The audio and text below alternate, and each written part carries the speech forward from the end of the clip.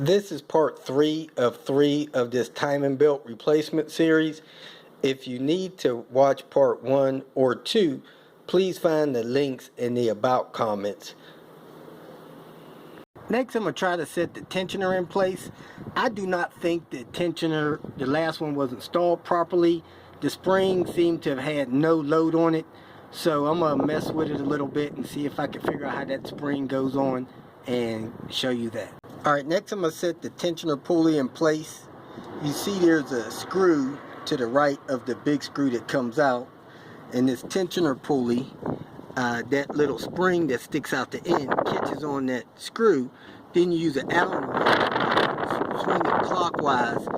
They say about 80 degrees to get it out of the way so you can get the belt on. So let me slide that on, put the Allen wrench on, and then temporarily tighten that down so I can get the belt on. Okay, the tensioner's in place. You see the spring on that side of the screw over there. So you take the Allen wrench, you set it in the hole there. Then you turn the tensioner about 80 degrees, and then you tighten the bolt down, you know, temporarily, so you're not torquing it. You're just getting it out of the way so you can get the belt on. So let me go ahead and tighten that nut down, so when I let the tensioner go, it doesn't turn back on me. Alright, I'm going to tighten it right there. Now I'm going to clean off that washer that goes on the crank, put that on. Then I'm going to put the crank sprocket on and make sure it's still timed. Then I'm going to put the other timing belt on. And then I'm going to put the other washer on before the crank. So washer and the crank cam. Okay, I got the inner washer on. Next you put the crank sprocket on, and that's the mark for the timing mark, and that's the inside. So go ahead and slide that on there. With that in place, your timing should still be aligned, that orange mark there with that dot there.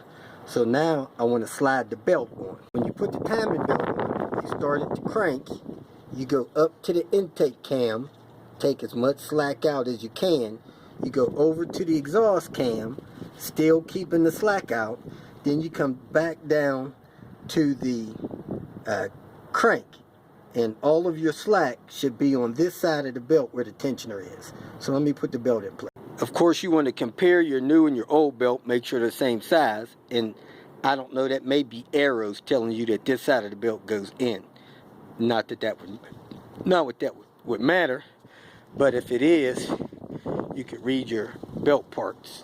In an attempt to keep the belt on the crank cogs, I set a couple of 1/4 inch extensions on it so that I could go up top and feed it around the intake and exhaust cam sprockets.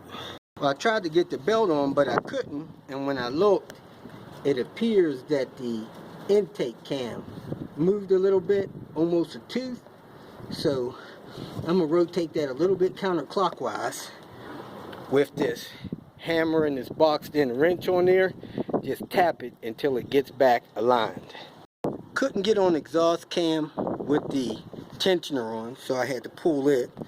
But this intake cam is like a half a tooth off. So I had to move that exhaust cam a half a tooth off in order to get the belt to drop on it. So now the belt's on it. Now I'm going to go put that tensioner in place. Okay, I have the tensioner back in place with the spring behind that nut. I got it turned down a little bit, but I'm going to put a little bit of tension on it so that I don't feel too much slack up here. I'm going to tighten this bolt down, and then I'm going to put the crank nut in there and roll the crank around a couple times. Alright, with the crank bolt temporarily installed and your crank on mark, you want to roll your crank around 2 full revolutions and then double check your timing marks. This crank will turn around 2 times and your cams will turn around once because they're a lot bigger. Okay. Okay, I went around twice. Now I'm going to check the marks at all three positions. And that's the mark right there on the crank. That's the mark on the intake cam. And back there's the mark that I put on the exhaust cam. So all three of those are lined up perfectly. And the proper mark back there is that yellow one up a little higher. Got to get all the way back there. So once all those three marks are lined up, you can go ahead and put the proper tension on that tensioner down there and lock it down. The tensioner actually came with instructions, and the instructions actually have almost the whole timing belt job just briefly outlined. But it says here that you want to put a 22-pound load on the belt right here, and then you want to adjust that tension on that pulley so that you could put in between a 0.14 inch or a point shim in that belt area, and then torque that bolt down from a 32 to 43 foot-pounds. So let me go adjust the tension on that thing. Okay, here's the .014 filler gauge, 1/2 inch thick.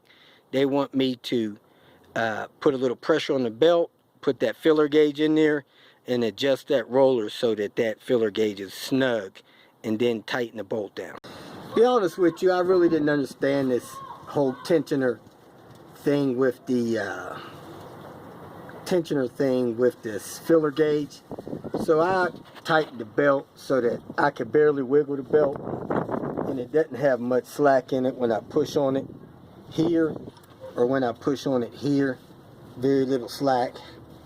It's not too tight that I think it'll break, because it does wiggle a little bit, and it does have a little bit of bend in it, but not much. So little bit of slack in it, not much, and I tightened it down to 40 foot-pounds. Next, I'm gonna move the crank bolt, put that next washer on, put the cover on, and then install a harmonic balancer. Okay, I pressed the cover in place. I put an 8mm bolt in there, here, and right there. So put those in before you put the harmonic balancer on. Next, I'm going to put the top timing belt cover in place and bolt it on with those 8mm screw nuts that are on it. Okay, I got the top cover on. I put the 6 bolts in that I had. Should have had 7. Now, that pulley was in the way of that bolt there, so it's better to put the pulley on after you get the top cover on. Next, I put the pulley on the front of the water pump. I tightened those bolts as tight as I could get them with holding the pulley with a 1/4 inch 10mm ratchet. So, okay, now I'm going to put the belts on. The longer of the 2 belts that I have goes on the inner crank, over the water pump pulley, over to the power steering pump in the back, and then the tensioner is down there on the bottom. So I'm going to go down the bottom and put that belt on. I had these 2 belts here, the smaller ones for the alternator, the longer one goes over the water pump and the power steering. Okay, I got the water pump, power steering pump belt on. I tightened the pulley there. It kind of tightens in a loosen motion. Once you get that tightened, you want to tighten that bolt down there, or torque it down to about, I don't know, 20 foot-pounds maybe. Then I put the alternator belt on. I screwed this in to tighten the slack out of that belt. Tighten that down. Hadn't tightened it yet, so I'm going to go ahead and torque that to about 18 foot-pounds. So these 2 bolts here are 12mm. Okay, install the air conditioning belt pulley bracket. That lower bolt on the front is a 10-minute bolt. Those other 2 not too bad, but I had to guide it in that way and then pivot it down into position. Now I'm going to go ahead and install the belt for the air conditioning compressor.